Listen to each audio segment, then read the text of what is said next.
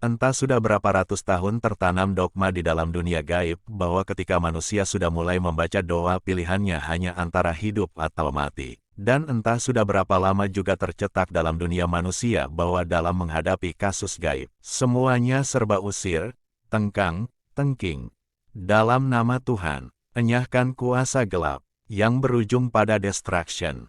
Seorang nyonya pedagang besar Ana, disantet oleh mantan pekerjanya Sri karena sakit hati. Sri rela menghabiskan banyak uang untuk menyakiti Nyonya Ana. Setiap hari Nyonya Ana mengalami sakit pada seluruh badan. Sudah ditangani oleh banyak ahli supranatural, akan tetapi tetap tidak kunjung sembuh. Seperti layaknya arwah, jin juga ada di mana-mana, hanya berbeda dimensi saja dengan manusia dan tidak terlihat. Bisa saja itu rumah kita tapi di baliknya adalah kota tempat tinggal jin. Begitu pula dengan tempat tinggal Nyonya Ana yang elit.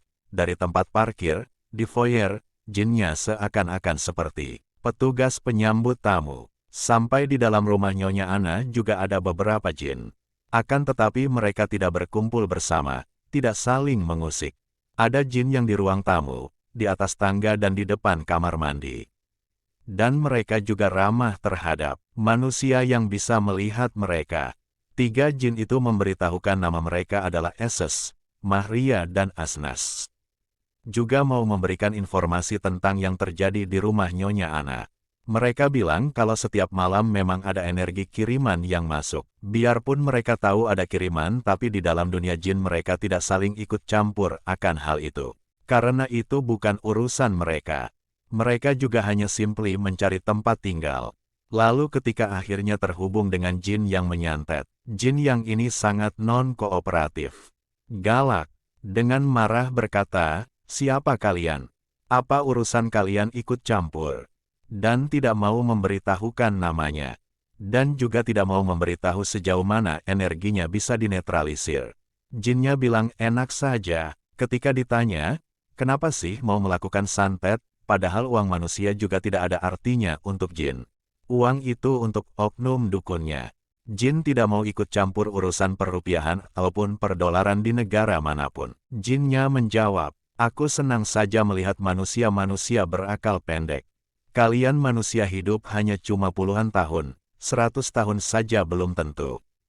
Tapi kalian sangat berakal pendek. Kami yang sudah hidup ratusan tahun saja masih lebih bijak. Maka kepuasan buat aku melihat hal seperti ini. Walaupun jin tersebut tahu bahwa ketika mereka menggunakan powernya untuk nyebrang ke dunia manusia dan efek ke manusia, mereka sudah berdosa. Ya seperti manusia juga, sudah tahu bakal bagaimana konsekuensinya, tetap saja melakukan kejahatan. Sadarlah wahai manusia yang suka melakukan santet. Bukan saja uang kalian yang habis akan tetapi ketika kalian sudah masuk ke dalam dunia itu maka siap-siap setelah meninggal nanti jiwa kalian akan dibawa oleh jin tersebut. Uang tidak berharga bagi mereka, jiwa kalianlah yang sangat berharga bagi mereka. Setelah bernegosiasi dengan jin itu agar untuk menetralisir energi tersebut, jin itu menantang dengan bilang, coba saja kalau mampu, karena semua energi di alam semesta ini berasal dari Tuhan. Maka energi tersebut akan dikembalikan kepada Tuhan tanpa harus membalikkan ke jinnya atau ke si manusia berakal pendek yang menyantet itu. Awalnya jin tersebut berjanji tidak akan menyerang.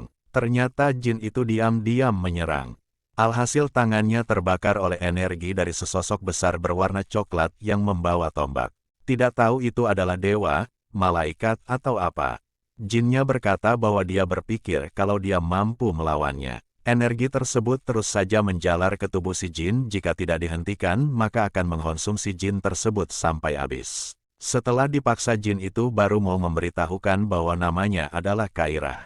Setelah mendoakan, minta pengampunan, energi yang membakar itu pun berhenti dan juga energi santet yang ada di Nyonya Ana pun ternetralisir. Terlihat energi itu naik ke atas langit lalu lenyap begitu saja. Itulah kuasa Tuhan. Atas izin Tuhan apapun bisa terjadi. Kairah lalu berkata, aku tidak menyangka kalau hari ini akan tiba. Hari di mana aku berpikir aku akan mati. Lalu ketika diminta untuk tidak menyantet Nyonya Ana lagi. Kairah berkata, loh tapi kemarin si manusia yang berakal pendek itu Maksudnya Sri, baru saja memperbarui kontrak dengan si dukun. Dikasih kepala sapi lagi. Dan darah ayam. Ternyata Sri memakai santet yang berkelanjutan.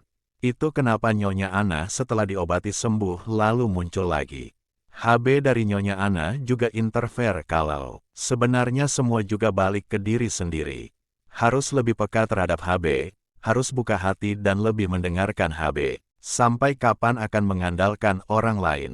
Malah lebih berpotensi ditipu karena kita tidak tahu kan orang pintar seberapa pintarnya. Banyak yang suka mengambil keuntungan dari orang lain. Tidak peduli dengan orang yang lagi mengalami kesusahan. Orang pintar juga kebanyakan mengandalkan jin. Jin dilawan jin ya, kapan bisa selesainya? HB Nyonya Ana juga bilang kalau Nyonya Ana harus lebih bisa meredam amarah, belajar memaafkan. Jangan terus bertanya siapa yang santet dan kepikiran terus. Itu semua tidak akan menyelesaikan masalah. Harus andalkan diri sendiri. Banyak berdoa, berserah kepada Tuhan dan sering meditasi. Karena kita juga harus ada pertahanan dari dalam.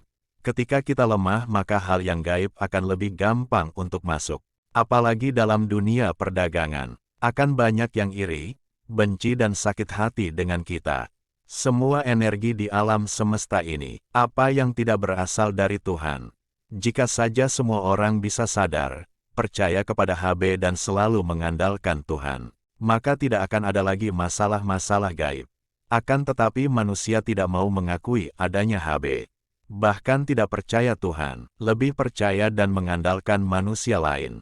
Kesimpulan dari video ini adalah, tidak ada satu hal pun yang bisa melampaui kekuasaan Tuhan dan tidak semua hal harus diselesaikan dengan distraction.